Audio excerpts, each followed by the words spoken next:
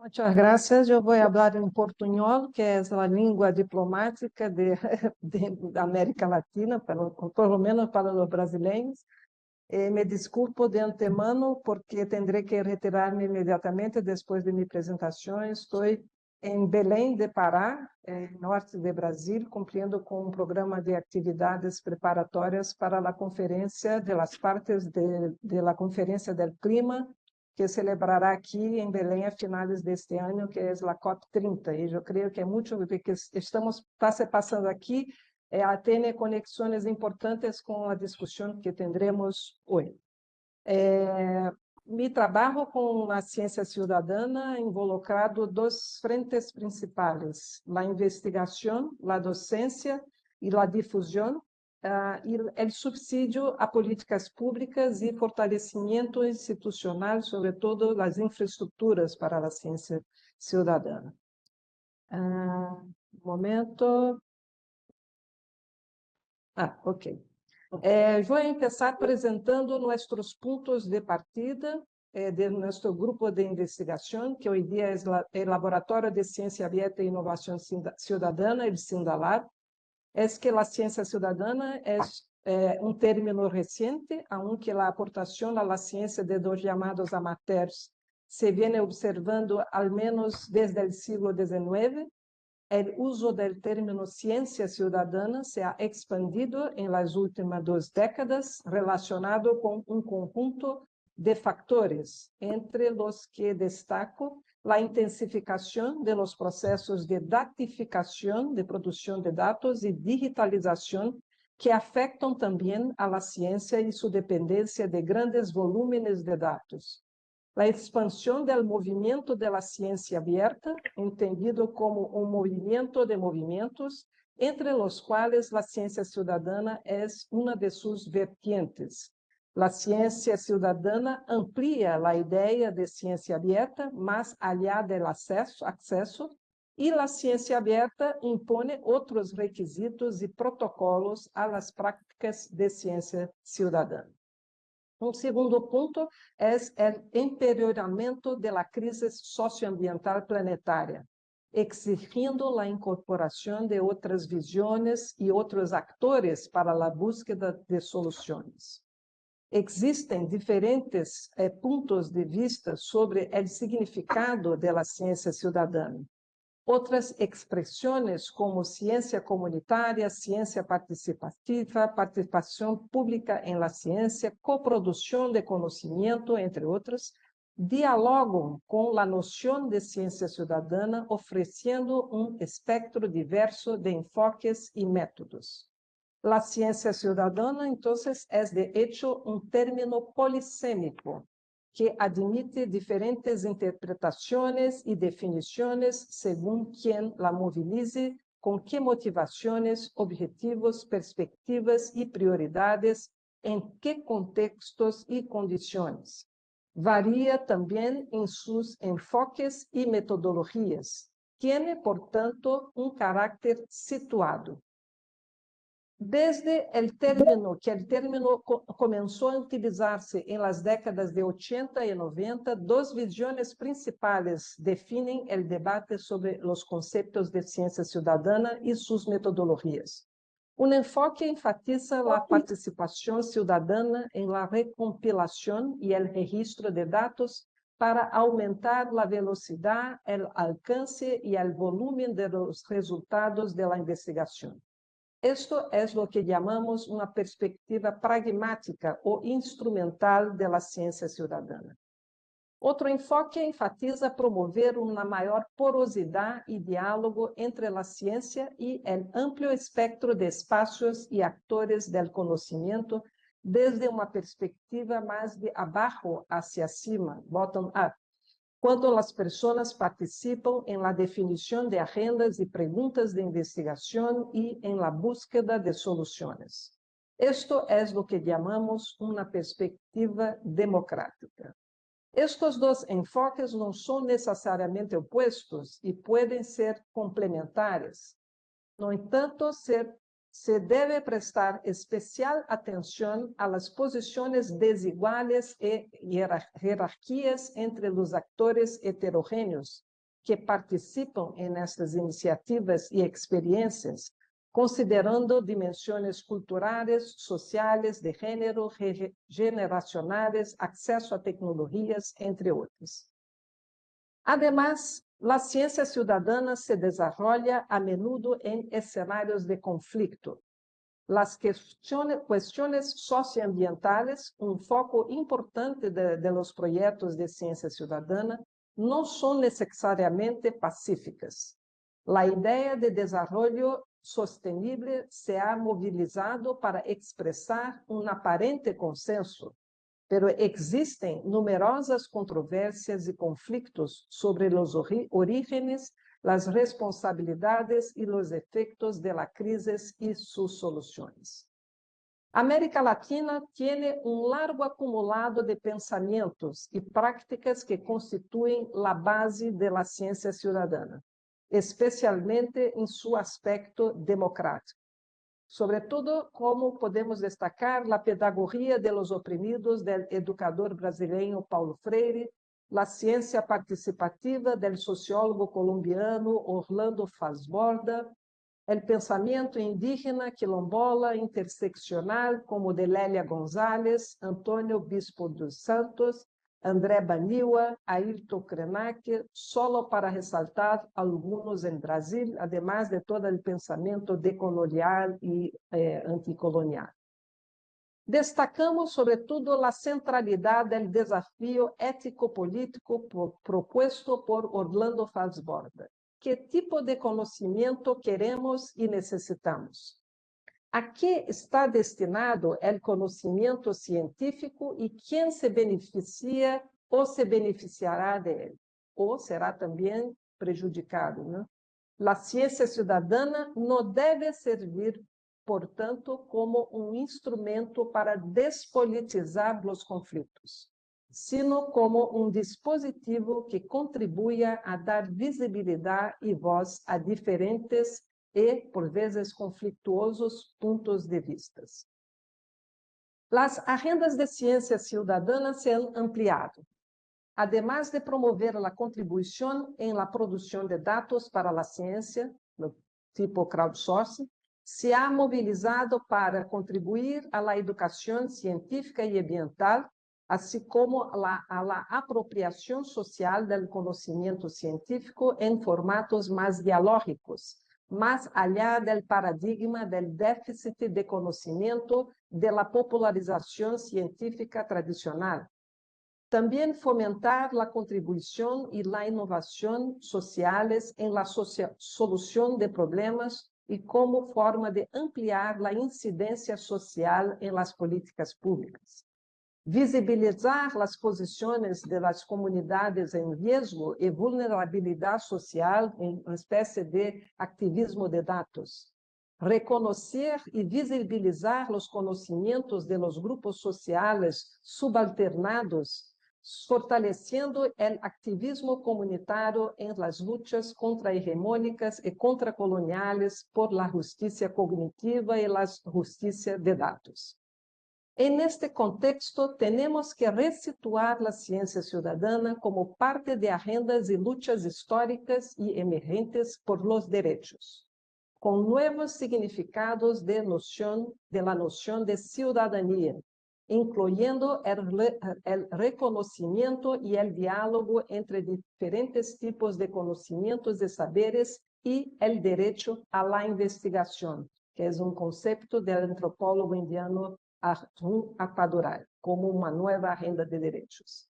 Al mismo tiempo, es importante reconocer que la ciencia ciudadana y otros enfoques participativos no son suficientes para subvertir las asimetrías de información y conocimiento y las relaciones de poder en general. Elas hacen parte de procesos más amplios políticos de luchas, como ya decimos. La expansión de las agendas y actores de la ciencia ciudadana también plantea nuevos interrogantes a nivel institucional de las políticas. La ciencia ciudadana ha ganado visibilidad en las agendas y las políticas públicas de diferentes países y organismos internacionales. Em 2021, o Unesco elaborou um conjunto de recomendações basadas em um amplo processo de consulta para oferecer um marco internacional para as políticas e práticas de ciência aberta. Entre os 4 ejes de estas recomendações, 2 estão relacionados com a ciência cidadana. O eje participação aberta de los actores sociais e o eje diálogo aberto com outros sistemas de conhecimento. Em Brasil, a ciência cidadana ha atraído cada vez mais atenção e é objeto de experimentação. Em 2021, se formou a Rede Brasileira de Ciência Cidadana, que atualmente reúne a mais de 400 membros entre praticantes, investigadores e pessoas interessadas neste tema. Eu sou membro do Comitê de Governança nesta rede. Em 2022, IBICT lançou uma plataforma digital de ciência cidadana basada no código aberto da Plataforma Europeia de Ciência Cidadana, a EU Citizen Science, del qual eu sou a coordenadora científica. Com CIVES, nosso objetivo é oferecer infraestrutura e conteúdos que contribuam a difundir o uso e promover o debate crítico sobre a ciência cidadana, apoiar o desenvolvimento de iniciativas, metodologias e ferramentas. Temos parcerias com colaboração com a Rede Brasileira de Ciência Cidadana, também com a RICAP, que é a Rede de Ciência Participativa de América Latina e Caribe. Hemos enfrentado alguns desafios no desenvolvimento de CIVES, tal como corresponder à diversidade de temas e contextos de iniciativas e projetos de ciência cidadana em Brasil e na América Latina. Há muitos projetos que não se autodenominam como ciência cidadana, mas fazem claramente parte deste campo mais amplo. Sensibilizar e atrair as comunidades científicas, que também muitas vezes têm dúvidas sobre a utilização da ciência cidadana, promover a inclusão de comunidades vulneráveis e em risco, desenvolver e oferecer infraestruturas abertas e protocolos para a gestão de dados cidadãos que garantissem os princípios éticos como consentimento livre, prévio e informado, distribuição justa de los benefícios, soberania sobre os dados, entre outros.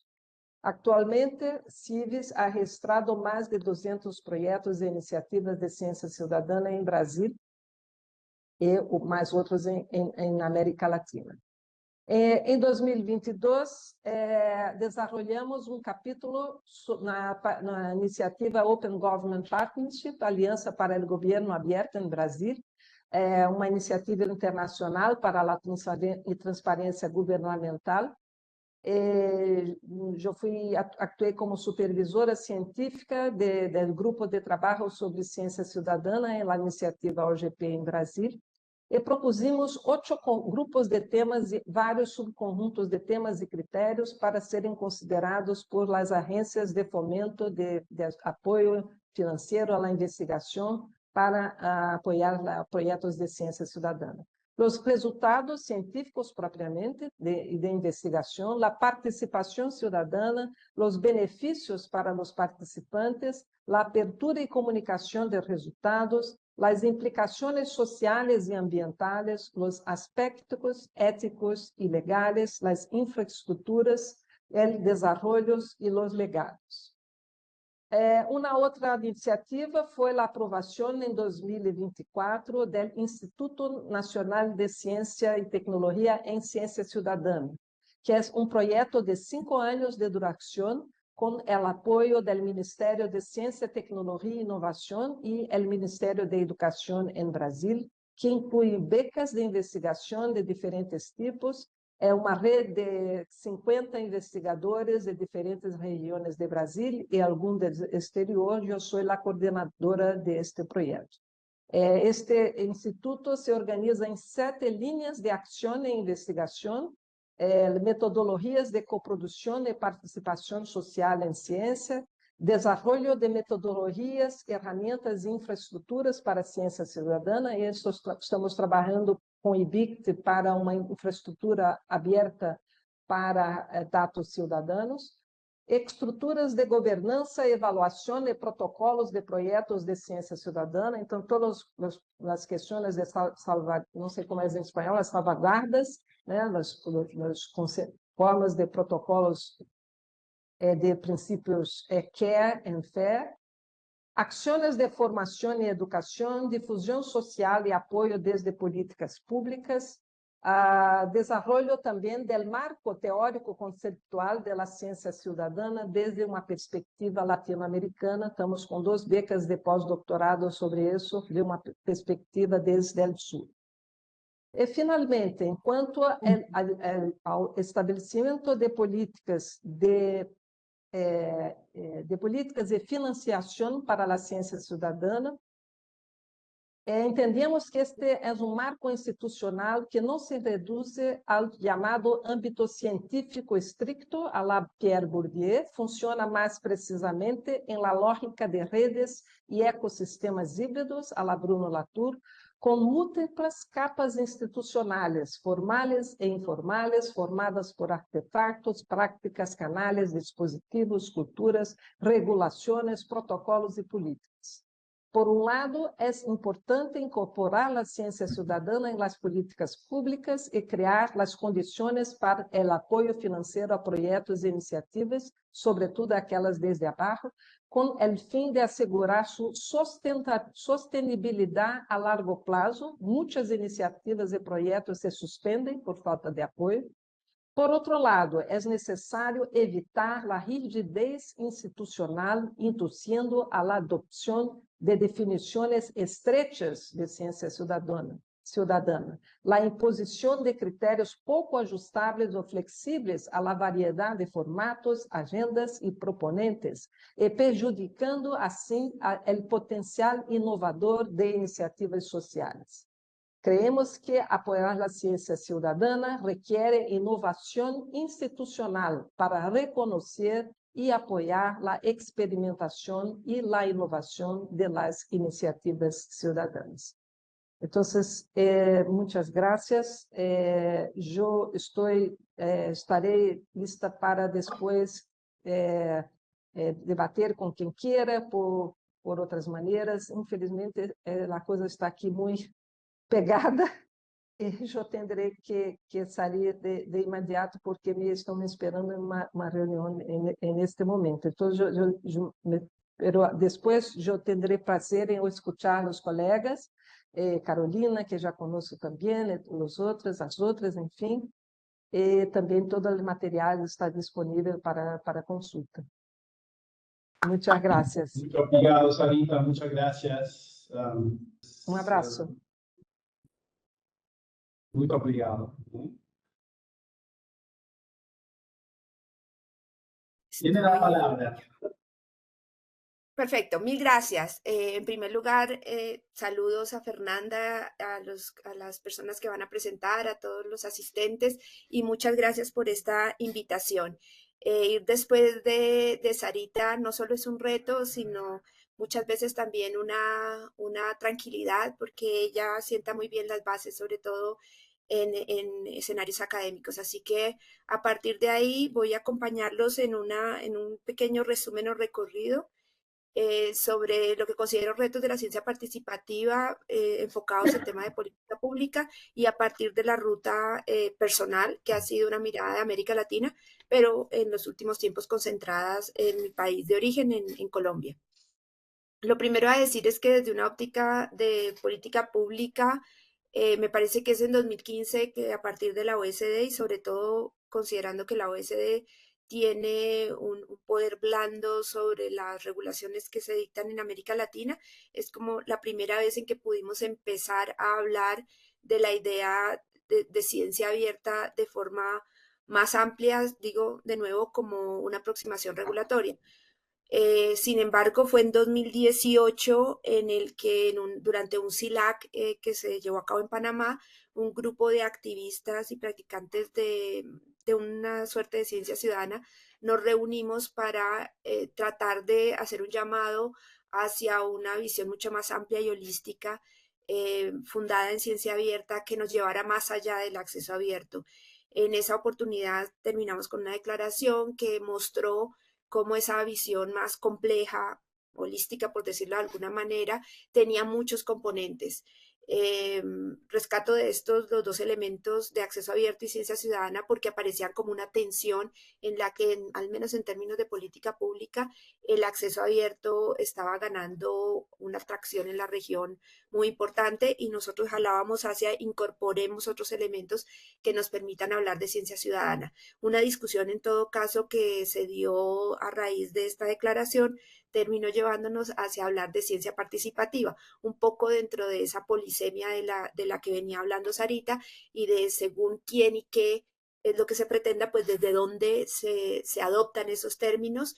Quiero decir que en esta comunidad al menos se empezó a hacer un tránsito desde ciencia ciudadana hacia ciencia participativa con una discusión mucho más amplia de ubicar la posibilidad de generar saberes y conocimiento y ciencia, incluso fuera de los espacios donde tradicionalmente se han desarrollado. Con esa idea empezamos una serie como de discusiones de cómo incorporar esto en las políticas de la región, haciendo un reconocimiento claro, como también ya lo explicó ampliamente Sarita, por lo menos hizo una lectura, dio varios nombres de la región, en el que pues queda claro que una idea de ciencia abierta, contextualizada, localizada por comunidades, incluso, como ella bien decía, que surge por muchas tensiones, conflictos no solamente armados en el caso colombiano, sino adicionalmente conflictos por tierra, por el clima, por lo que sea, hay una visión mucho más amplia y esa idea de esa ciencia ya se venía dando. A partir de ahí aparece, pues nos vino ese asunto que todos recordaremos con claridad, como fue la pandemia, lo que sucedió durante COVID-19, y así en 2020, o más bien al finalizar el 2020, un poco porque se nos ocurría que era dentro de esta comunidad, que era una oportunidad importante para ir más allá del acceso abierto, para hablar de una ciencia mucho más compleja, democratizadora, etcétera. Quisimos, y sin embargo, como que había también una sensación de gran frustración porque particularmente el tema de la patente, pues no consiguió ni siquiera moverse cuando había semejante necesidad tan grande, pero como alrededor de esto había surgido una cantidad de reacciones ciudadanas, comunitarias, etcétera, como por ejemplo todo el tema de los ventiladores y demás, quisimos hacerle un zoom a qué había sucedido durante la pandemia con la ciencia ciudadana, con la ciencia participativa. Y lo que nos encontramos, hicimos un análisis en concreto de Colombia, Brasil y Argentina, y nos encontramos una respuesta muy amplia que sin embargo no arrastró la respuesta de política pública. Más bien allí lo que hubo fue inercia. Sí se vio que los estados intentaron respuestas incluso muy creativas como las Coronap de política pública en medio de la crisis y sin embargo en términos de la ciencia abierta no cambiaron su dinámica. Los esfuerzos al menos en este campo de la ciencia abierta, se enfocaron nuevamente en acceso abierto y en datos abiertos. En el reconocimiento del interés y el potencial de las iniciativas participativas se vieron muy buenos, o sea, resultados prometedores con herramientas abiertas, por ejemplo, para hacer rastreo comunitario en contextos tan complejos como Brasil, donde no había apoyo, por ejemplo, del Estado.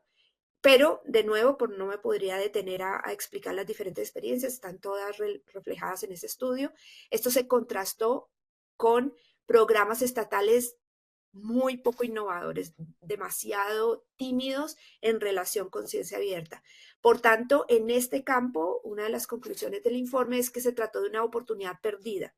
No hubo ese elemento que también Sarita resaltaba de experimentación. No se permitió un cambio en el diseño y establecimiento de políticas más ambiciosas. De nuevo, a título de conclusión, podemos reiterar que se amplifican las prácticas colaborativas. Hay tensiones precisamente por las desigualdades de infraestructuras, poco acceso a datos, poco reconocimiento del conocimiento local, y por tanto hay un llamado a repensar la ciencia abierta desde el sur con políticas inclusivas, gobernanzas más democráticas del conocimiento y una mejor articulación entre ciencia, política pública y sociedad. Se piensa que se debe adoptar una visión mucho más holística, transformadora y que vaya más allá del acceso. Esto se articuló, se hizo un match muy interesante con el tema de las recomendaciones UNESCO de ciencia abierta, en las que participé como parte del Consejo Consultivo de la UNESCO.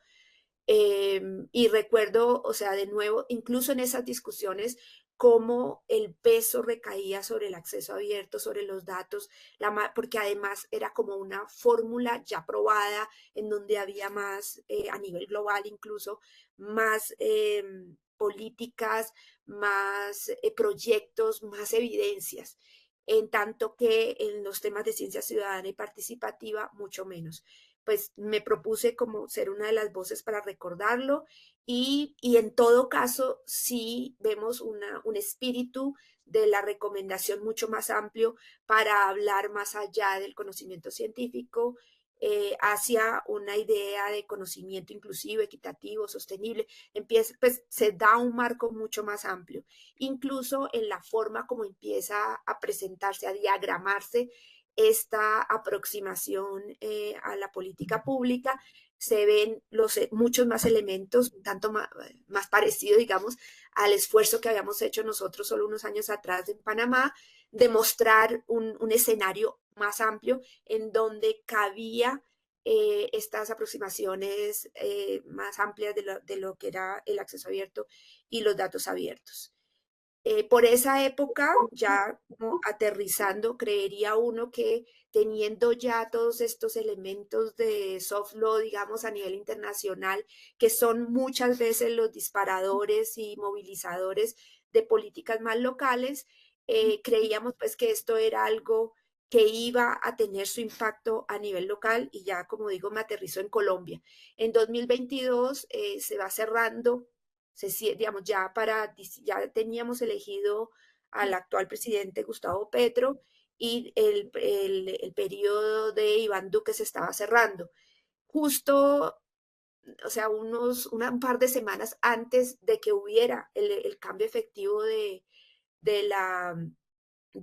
gobierno, se expidió la resolución 777 de 2022, en la que se adaptaba ya la política nacional de ciencia abierta.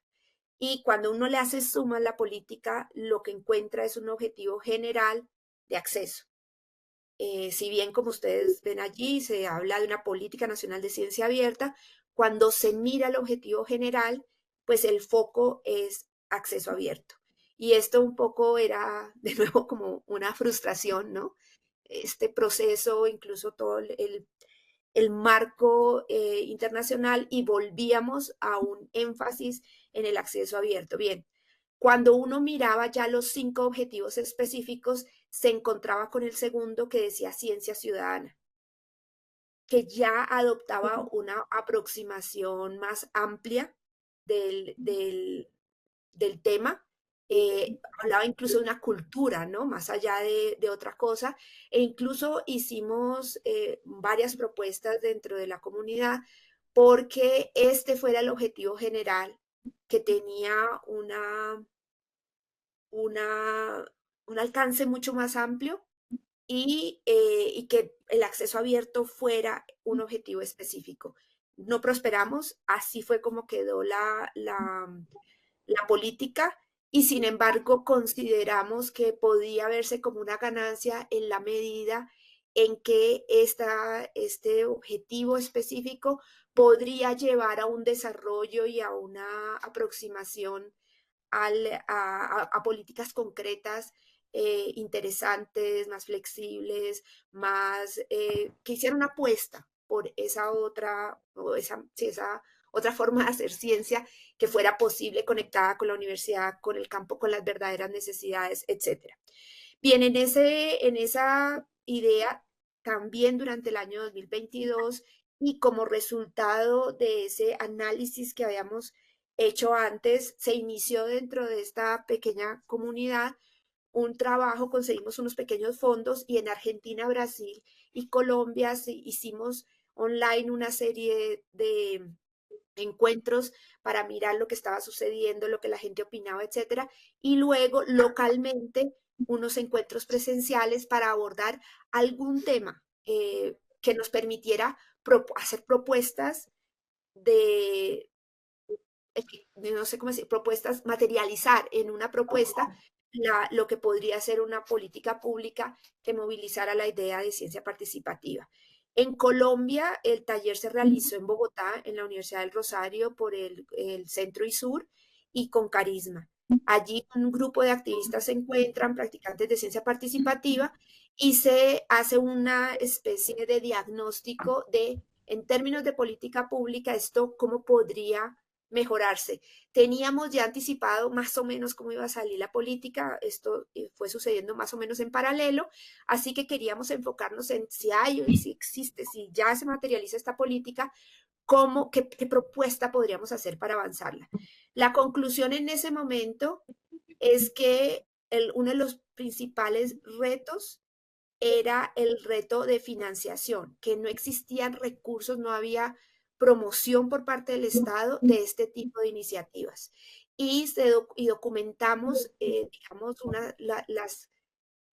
las barreras, ¿no? En primer lugar, nos definimos qué era lo que entendíamos como ciencia participativa, y esto para mostrar que íbamos a hablar de aquellos proyectos fuera de los espacios tradicionales, o tradicionales más que tradicionales, reconocidos de creación o de desarrollo de ciencia, es decir, universidades o centros de investigación, no, sino más bien hablar a esos que son liderados por habitantes de territorios a través de grupos de afectados o comunidades de afinidad, perdón. Pueden o no actuar en colaboración con la academia, el Estado o el sector productivo. Queríamos hacer un enfoque muy, muy bottom-up, como mencionó Sarita. Y dentro del diagnóstico se estableció que este tipo de espacios son mucho más cercanos a prácticas culturales, a procesos de movilización social. Si bien existen algunas iniciativas cercanas a espacios científicos tradicionales en biodiversidad, bibliotecas, medicina, queríamos tratar de incluir precisamente a esos que tradicionalmente no habían estado excluidos. La propuesta de este fondo, entonces, se hizo con mucho detalle.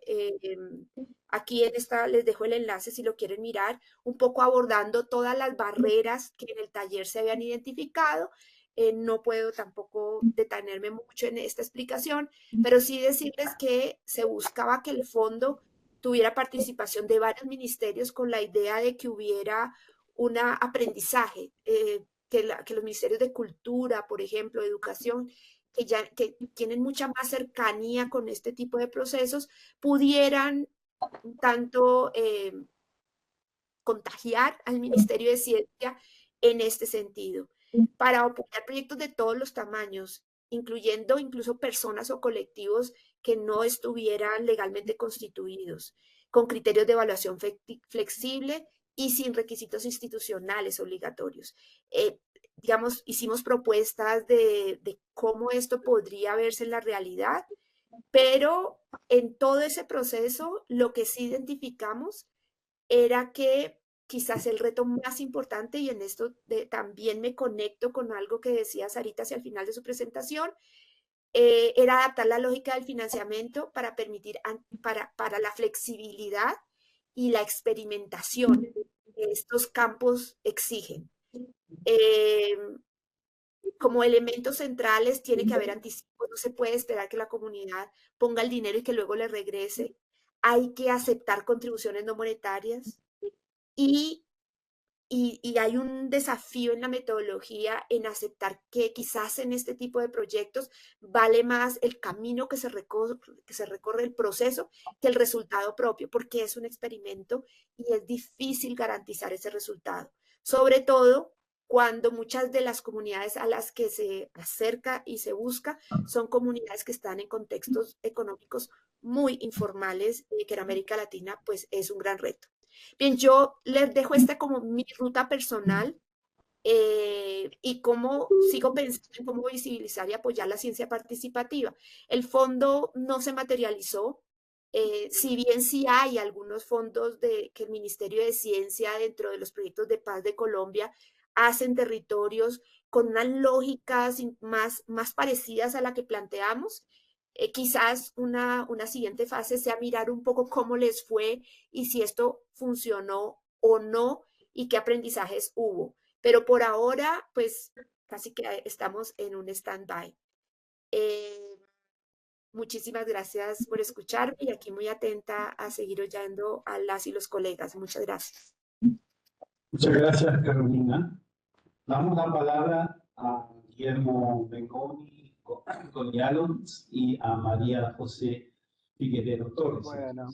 Bueno, antes de comenzar, quería agradecer a los organizadores de este taller, a los participantes, en especial también a Fernanda por su generosa invitación y a Peter por oficiar como coordinador y anfitrión de esta interesante reunión.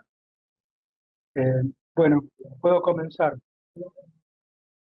En este mundo globalizado, los datos digitales han adquirido un total protagonismo que atraviesa todo el quehacer de la sociedad, desde las políticas de Estado o públicas, sistemas de ciencia y técnica, ámbito académico, científico y empresarial, y la vida cotidiana de las comunidades y personas. De ahí que algunos autores se hayan referido a este fenómeno como datificación del conocimiento, tal cual como lo refirió Sarita en la primera presentación del libro. La siguiente. En este contexto, el trabajo colaborativo con comunidades originarias nos hace tomar conciencia acerca de qué son datos para los indígenas mismos y cuáles acciones proponen para recuperar y ejercer la gobernanza y soberanía de la información sobre su cultura, práctica y materialidad, mucha en posesión de instituciones, organizaciones, científicos académicos no indígenas y coleccionistas particulares. La siguiente. Estas problemáticas en realidad surgen de cómo las sociedades indígenas organizan su conocimiento, que es diferente a cómo organiza el conocimiento de la cultura occidental. A modo de ejemplo, muestro un modelo de ciencia relacional para la investigación indígena recientemente publicado por varios referentes indígenas que son académicos del norte global, algunos de los cuales han participado de las reuniones de la UNESCO en las que se ha discutido el tema de ciencia abierta y comunidades indígenas. La siguiente. Este modelo, más allá de su complejidad y riqueza, que la verdad que vale la pena leerlo porque no tiene desperdicio, vemos que el núcleo central son principios éticos. La siguiente. De alguna manera, estos principios se ven reflejados en los principios CARE, o CREA en español, de la Alianza Global de Datos Indígenas, una organización que reúne a referentes indígenas del norte global, incluido México, que no se oponen a los principios PER o a los principios TRAS, pero que, en lugar de centrarse en los datos en sí, su gestión y preservación en repositorios, se focalizan en las personas y beneficio colectivo, tal como lo ha referido Fernanda en algunas de sus publicaciones y en unas presentaciones recientes. La siguiente, por favor. Así como son varios los temas sobre los que los pueblos indígenas desean recuperar el control, al mismo tiempo son varios los mecanismos que vienen socavando y erosionando la soberanía de datos indígenas, tanto analógicos como digitales. Estos van desde la falta de consentimiento y el no reconocimiento de los derechos autorales, como en el caso de la apropiación cultural, al uso de datos por terceros para satisfacer intereses propios y no de las comunidades indígenas, como en el caso del extractivismo y colonialismo de datos. la siguiente. ¿Cómo podemos hacer entonces para aportar desde la academia a la recuperación de la gobernanza y cómo contribuir desde nuestra posición o desde nuestro rol o responsabilidad a que se pueda pasar de la dependencia de datos a su soberanía? La siguiente. Nosotros creemos que es clave desarrollar en nuestra investigación un encuadre colaborativo que se centre en dos pilares: el diálogo, donde lo importante sea escuchar y no hablar, y la reciprocidad, que permite afianzar la confianza mutua. Ahora le dejo la palabra a mi colega María José para que explique o presente un caso concreto de nuestro trabajo en Patagonia, en el sur de la Argentina. Hola a todos. Para contextualizar el caso que vamos a comentar, y espero que podamos encontrar puntos en común con las presentaciones previas y lo que vendrá. Nosotros trabajamos en Patagonia. En Patagonia, ahí tienen un mapa de la Argentina, conforma casi toda la mitad sur del país, y fue incorporado al Estado en el fin del siglo XIX por vía militar. Esto fue a través de una acción de conquista en el cual se sometió a los pueblos indígenas con muerte, captura, desplazamiento de gente, entrega en servidumbre, un montón de prácticas que se pueden caracterizar como genocidas.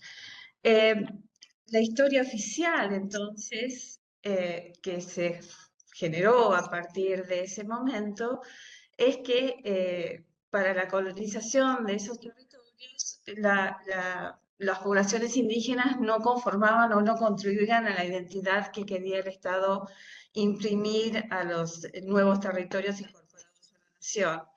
Así que el relato oficial representaba a los pueblos, especialmente mapuche y tehuelche, que eran los principales que se encontraban en esos territorios, como invasores extranjeros o extintos, una raza que desaparece, como figuraba en algunos escritos. Y este es el discurso que se mantuvo a lo largo del siglo XX. Esto cambia hacia el final del siglo, con la reforma de la Constitución Argentina en 1994, en el que se reconoce la preexistencia de los pueblos originarios y se reconocen sus derechos y como sujetos de derecho.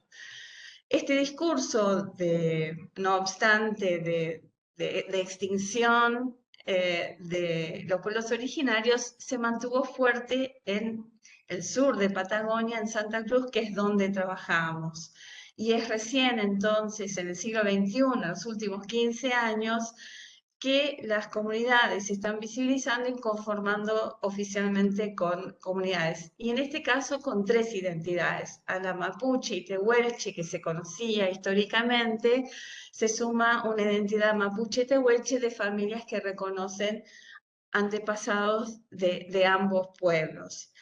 Y los objetivos de estas comunidades es visibilizarse ante la sociedad, hacer cumplir sus derechos, reafirmar su identidad y recuperar sus saberes y cultura.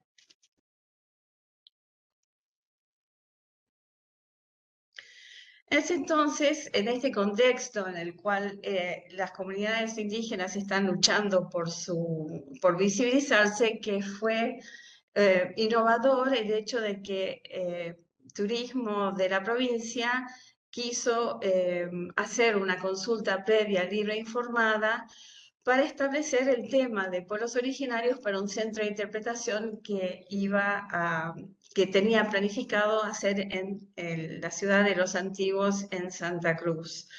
Se convocaron a las comunidades. Nosotros fuimos convocados, tanto Willy como yo, como facilitadores para el proceso y para concretarlo.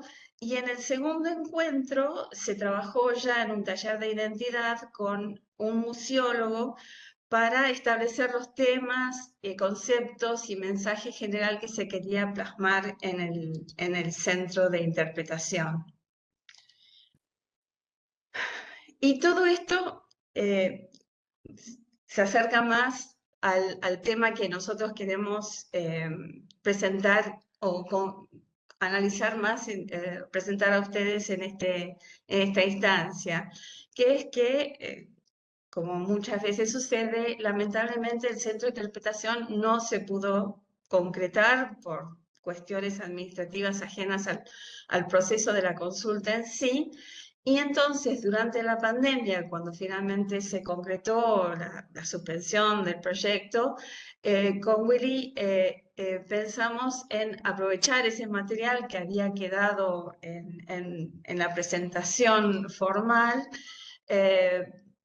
y crear un espacio virtual en el cual se pudiera compartir todo lo trabajado en cuanto al mensaje y contenidos del centro de interpretación. Este diseño piloto lo hicimos en una plataforma de acceso libre que se llama Wakelet, que tiene ciertas restricciones, pero la bondad que tiene es que se puede editar fácilmente y renovar. Entonces, a los fines de esta presentación, lo que quería destacar eran los temas que que enfatizamos en este sitio virtual.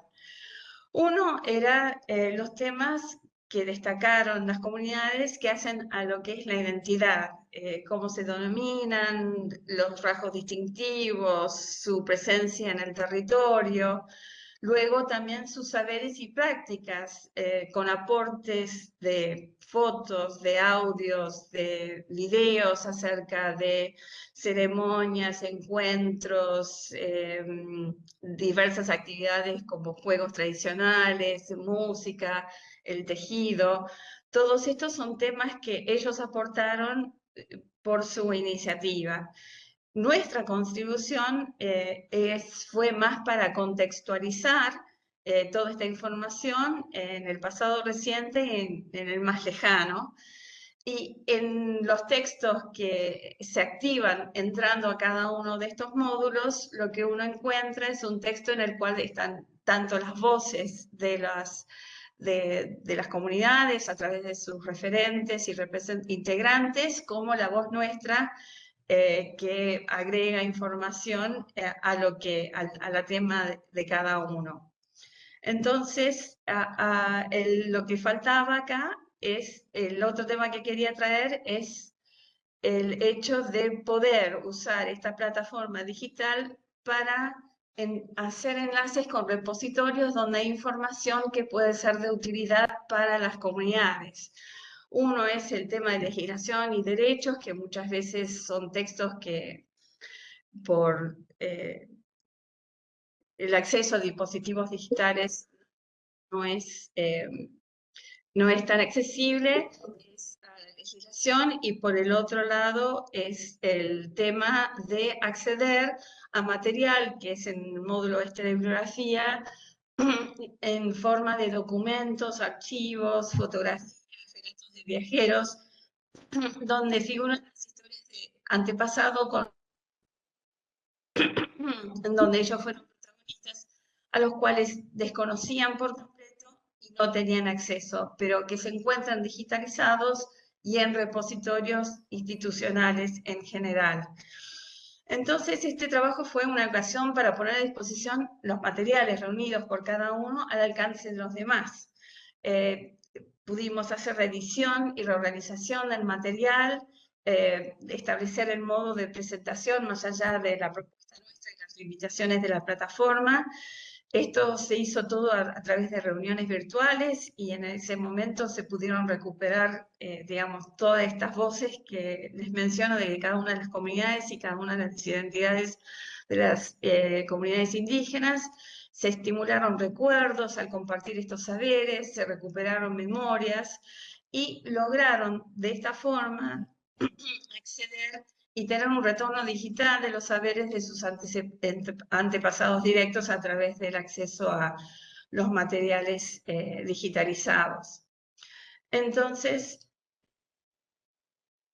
En todo esto, lo que destacamos es que este trabajo permitió entonces esto de compartir, preservar, recuperar y acceder nuevamente a material sobre esa historia reciente que desconocían.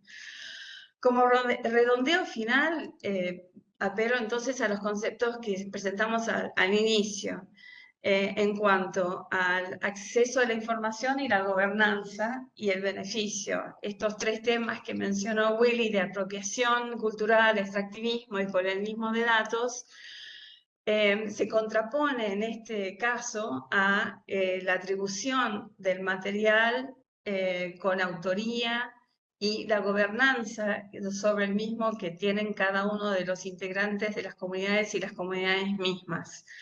Ellos a través de este accionar pudieron recuperar su voz y la gobernanza sobre la representación de su pasado, que siempre es referida por otros en tercera persona, incluso hablando de ellos en pasado como si no existieran hoy en día. Entonces, ellos desde la actualidad pueden elegir los temas y la clasificación y la organización de los saberes que ellos desean para presentarse ante los demás. A su vez, ellos también acceden a través de esta plataforma a los relatos de su pasado reciente y pueden consultar fácilmente todo lo referente a sus derechos para todo el fin que ellos quieren, que es lograr recuperar y reactivarse culturalmente. Esta curaduría colectiva también permitió la organización y la información y la selección de materiales, de datos que ellos decidían según su cosmovisión indígena y según sus voces. Entonces, encontramos que esto cumple con una parte que ya refirieron Sarita y Carolina, que es el tema de participación y colaboración, cómo se logra. Se hicieron referencia a protocolos. El tema es con las comunidades indígenas, estos protocolos y colaboraciones pueden tener asimetrías. Entonces, estos principios éticos que se mencionaban antes, de integridad, respeto, humildad y reciprocidad, creemos que se cumplieron en este caso en la forma de trabajar con las comunidades para este tema, y también de acuerdo a los principios CARE, los beneficios acá son para las personas y los colectivos que desean una mayor visibilización y respeto de sus derechos. Así que con este ejemplo esperemos que sea un caso práctico de los conceptos tan valiosos que fueron presentados anteriormente. Así que nuevamente muchas gracias.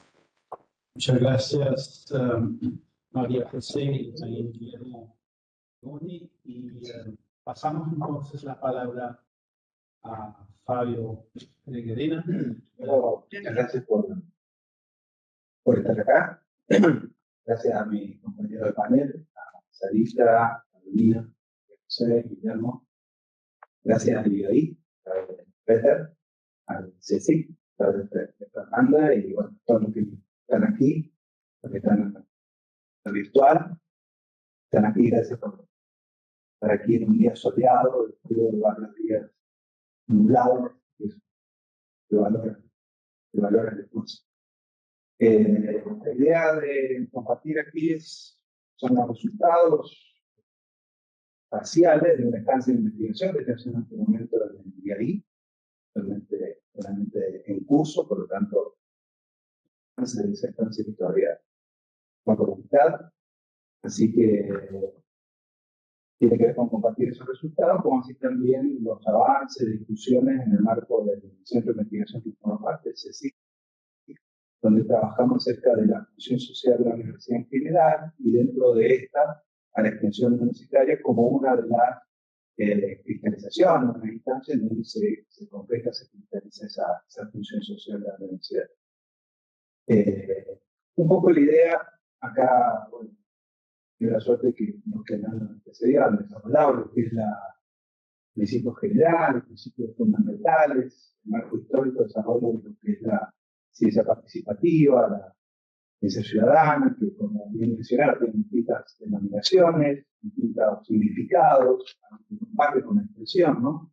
tiene esa misma característica, esta polisemia, y la idea es, parte del objetivo de la estancia, ¿no? Analizar en los presupuestos teóricos, epistemológicos, metodológicos, conceptuales, tanto de la extensión como de la ciencia ciudadana, y de base existen vínculos, existen cursos teóricos, etcétera, que permita pensar una alianza estratégica, una construcción de una agenda de trabajo común que permita potenciar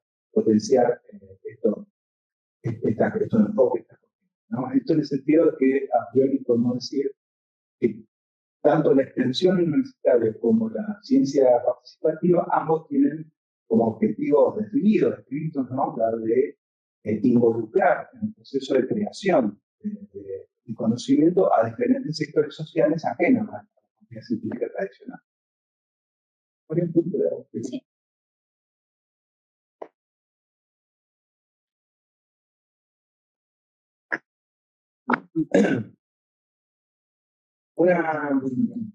Así que bueno, en el marco de esto, una primera aproximación a lo que vamos a empezar por los temas sobre los cuales yo he trabajo,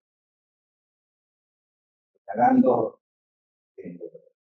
tiempo, es básicamente sobre la función que decíamos, la extensión universitaria, que para algunos es algo que se convive y se conoce, pero bueno, no necesariamente lo es para todo el mundo, así que vamos a mirar un poco en ese significado, ¿no? Cuando uno analiza las universidades de Latinoamérica, analiza cómo es su estatuto, sus leyes fundamentales, definen cuáles son las funciones sustantivas de la universidad, o las misiones que estructuran todo el diseño académico, todo el diseño institucional, digamos, esas funciones sustantivas justamente, vamos a encontrar que todos esos estatutos, digamos, siempre tendríamos que analizar el sistema universitario, ¿no? Que es muy heterogéneo y diverso, digamos, existen universidades masivas, pequeñas, con departamentos potentes, en esa enorme diversidad, con perfil especialista, otro perfil dedicado a la investigación, pero bueno, en esa heterogeneidad hay una homogeneidad que en esa definición de cuál es el sentido, cuál es la misión sustantiva de la universidad, que define que es la de una tríada, ¿no? Docencia, investigación y extensión. Docencia referida a la transmisión de conocimiento, investigación definida como la creación de conocimiento, y la extensión, la de la democratización de ese conocimiento. Y de acuerdo a la definición de extensión o el parámetro de extensión desde el cual uno se pare, desde el punto de vista ideológico, metodológico, etcétera, esa democratización del conocimiento entendida en términos de divulgación y difusión, en el mejor de los casos, o de empoderamiento social, dando obviamente una obvia agencia política para con los actores con los cuales trabajan, ¿no? En esto la universidad tiene una larga historia. En esta historia, esta breve genealogía de la extensión, la extensión era anterior. Tiene dos corrientes fundacionales, fundamentalmente, una que permite a Europa. Hay distintas fechas, 1972 es una que he elegido, que está en discusión esas fechas. Hay nuevos estudios que la ubican unos años antes, pero es básicamente el siglo XIX europeo, en el marco mediante y toda una reformulación de las funciones en general de la universidad, con la inserción de la investigación dentro de estas misiones de la universidad y demás. Y aparece un grupo de docentes que se organizan para ese contexto, ¿no? Extender el saber y el conocimiento que se elabora en la universidad al pueblo que trabaja en ese contexto. Obviamente que hay una noción claramente más asimétrica, una lógica más piadosa, se podría decir, y que va a tener, pero que es la que va a tener, obviamente, en su origen la extensión, que va a tener este contexto del siglo XIX europeo, que va a converger, por un lado, la refundulación de la universidad para un proceso social muy intenso, que es el surgimiento de la clase obrera, surgimiento, el ingreso de contingentes masivos, digamos, o numerosos, con una escala distinta a la producción y que precisaban también de una educación socialmente segmentada y con una terminalidad muy distinta al formato histórico de la universidad, ¿no? La otra corriente remite a la tradición estadounidense, una extensión que está ligada más que nada al diseño de la innovación agropecuaria, sobre todo en lo que se vincula a esta ley, una ley donde el gobierno federal otorgaba tierras en carácter gratuito a aquellas universidades que desarrollaran en conjunto con los que trabajaban la tierra, aumentasen la productividad y desarrollaran todo un proceso de innovación específicamente en materia agrícola. Va a tener una propuesta de discusión y de hecho va a ser la que va a también impregnar fuertemente el extensionismo, sobre todo que se va a hacer a nivel, digamos, de mediados del siglo con el desarrollo de Edward Rowe y toda la teoría de la innovación. Esta tradición que si bien surge en Europa, surge en Estados Unidos, frente a una recepción y una profunda reformulación, una reformulación que generalmente sitúa la reforma del 18 en Córdoba, en Argentina. Yo menciono lo del Congreso Internacional de Estudiantes de Uruguay, porque realmente ese 18 fundacional oculta y visibiliza procesos en donde estaba muy fuertemente larvada, visitada y trabajar la extensión, la función social de la universidad previamente, ¿no? Lo que sí hace la reforma del 18 es amplificarlo, ponerlo en otro lugar, en otro nivel de expansión a nivel continental, que va a influenciar no solamente China,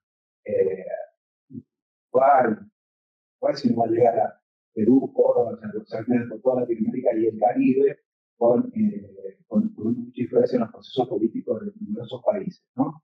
Digamos, esta, como decía, va a ser una recepción, pero dotada de una profunda reformulación, en donde el actor central va a ser el movimiento estudiantil, ¿no? O sea, una característica que tiene Latinoamérica y que es única del mundo es justamente una temprana politización del movimiento estudiantil. En otros contextos, pues, recién a partir de los 60, en mayo del 68, por ejemplo, es donde empieza el movimiento estudiantil a ser un actor político junto con otros sectores sociales. En la reforma universitaria, claramente se pone ya la aparición de un sujeto político que es el movimiento estudiantil, cuyo posicionamiento frente a la sociedad del Estado, si bien tiene como punto de inicio el reclamo de una serie de reformas claramente vinculadas a, digamos, la reforma, digamos, de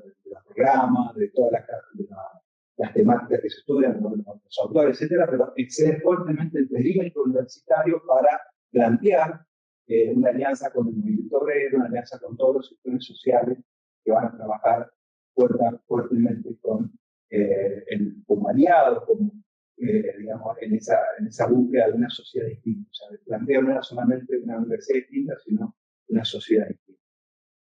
Un momento relevante va a ser el libro de Freire, que va a plantear una crítica medular, muy potente, va a estar más que nada referida a esta, como yo decía, esta corriente de extensión que tiene que ver más con el extensionismo agrario, la teoría de Roll, ¿no? La teoría de innovación, toda la revolución verde y demás, que va a plantear, digamos, Freire nada más y nada menos a esta forma de extensión asimétrica, digamos, que invisibiliza y ahoga, digamos, los saberes que son propios de la comunidad en pos de ese trabajo con la extensión, ¿no?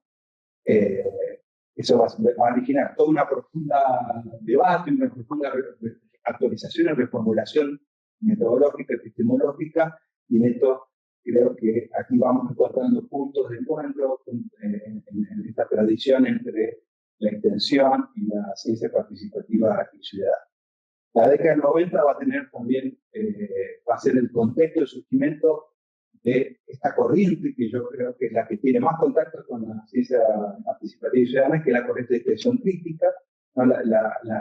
Esta corriente nuevamente surge impulsada fuertemente por el extensionismo uruguayo, que va a ser los primeros que van a, Humberto Tomasino y otros compañeros uruguayos, son los primeros que van a desarrollar esta reformulación de la extensión, donde que va a surgir como reacción, como respuesta al planteo en la década 90, en esta parte del mundo, Argentina, todo el cono sur, donde, digamos, neoliberalismo mediante, el compromiso social universitario estaba de alguna forma amenazado y la función, la extensión, entre comillas, clásica estaba siendo reemplazada por la transferencia, ¿no? Transferencia y su posterior organismo como vinculación tecnológica.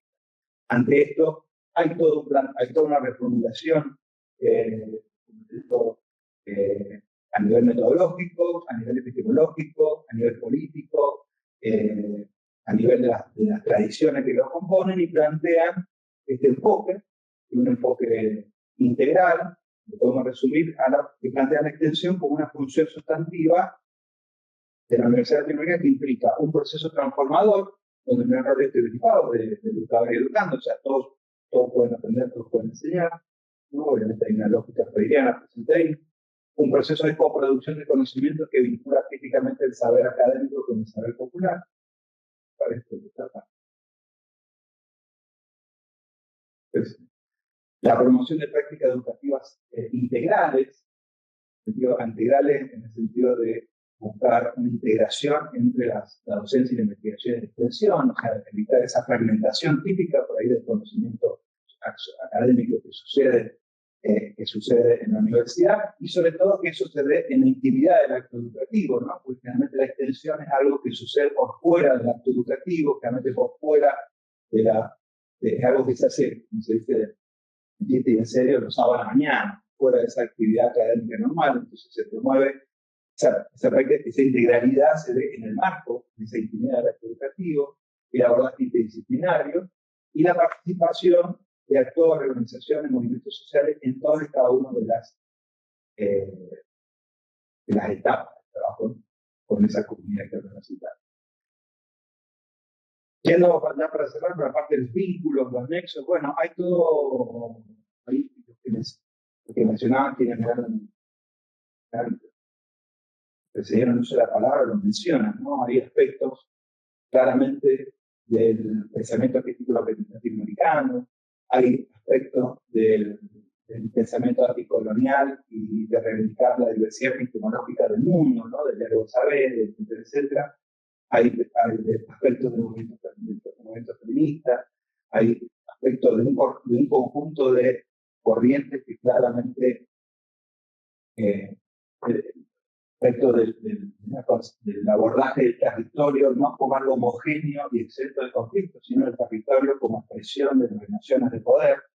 Pero sobre todo ahí también se comparte esa tradición tan prolífica que mencionaban, justamente, bueno, Sarita, Carolina, es la tradición latinoamericana de metodología participativa, ¿no? Latinoamérica ha sido especialmente fructífera a la hora de promover, por ahí, obviamente sus más destacados, de Paulo Freire y Hernando Faborda, pero ha habido todo otro conjunto también, digamos, que en esas grandes líneas que van a proponer el brasileño y el colombiano, van a investigar, ¿no? Investigación temática, comunicación para el cambio social, investigación militante, sistema de creación de experiencias, reflexión colectiva de historia, bueno, un conjunto de herramientas y metodologías que la extensión crítica recoge como metodología participativa que promueve en esta reformulación de su función, ¿no?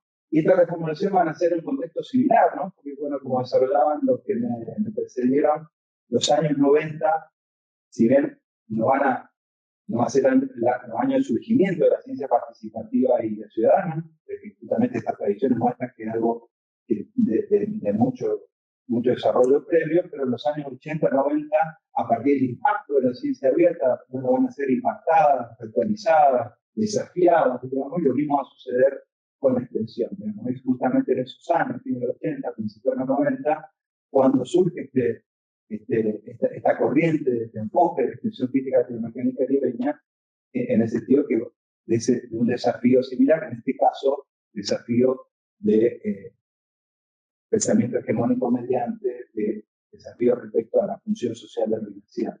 Pero bueno, la ciencia participativa también va a ser como miembro, como parte, como movimiento parte de ese otro gran movimiento que es la ciencia abierta, va a también generar a partir de los procesos del surgimiento de Internet, de la reserva que Guillermo María José, etcétera, van a ser desafiadas y actualizadas y investigadas por ese contexto. Bueno, en eso también comparten esa actualización en ese momento del tiempo.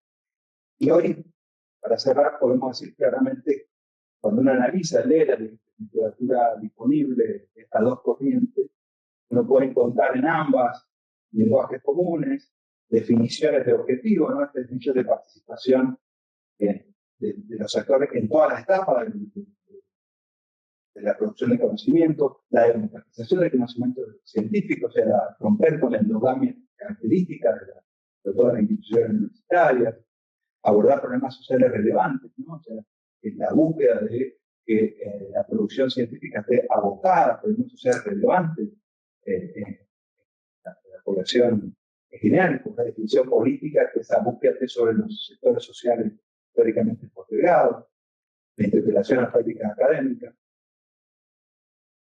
Y ahora sí, de verdad, para cerrar, creo que ambas tienen en esa posibilidad de construcción de una agenda común, de una alianza estratégica de trabajo en conjunto, creo que por ahora permitiría enfoques y prácticas integrales, o sea, salir de esa búsqueda que hay a nivel disciplinar y institucional de dividir la realidad en investigación, docencia y extensión, cuando la realidad es un todo indisciplinado, permitir esos enfoques integrales, enfoques que estén asentados sobre la docencia, la investigación y la extensión, una matriz de investigación, esto en el sentido de que la extensión generalmente ha estado, en el mejor de los casos, asentada sobre una matriz de docencia, y rara vez lo ha estado sobre una matriz de investigación. Creo que la extensión tendría muchísimo que ganar, ya que podría asentarse sobre una matriz que históricamente no ha estado o ha estado muy débilmente asentada, o sea, en el mejor de los casos ha estado sobre una matriz de docencia, un mayor anclaje territorial, por lo menos la extensión, que es lo que conozco, en la extensión hay, más allá de todos sus problemas, hay un acumulado histórico importante de redes, de vínculos y demás. Creo que el trabajo conjunto podría potenciar y mejorar ese anclaje territorial y un anclaje institucional, ¿no? Que eso es una habilidad que se repite en ambas, pero bueno, que la extensión tiene, más allá de sus problemas, hay un anclaje institucional, forma parte de definiciones de lo que la universidad debe ser, por su infraestructura normativa y demás. Creo que la producción de una agenda común, una alianza estratégica de trabajo en conjunto podría dotar de mejorar estos anclajes y estos enfoques de trabajo de práctica integral del territorio. Muchísimas gracias y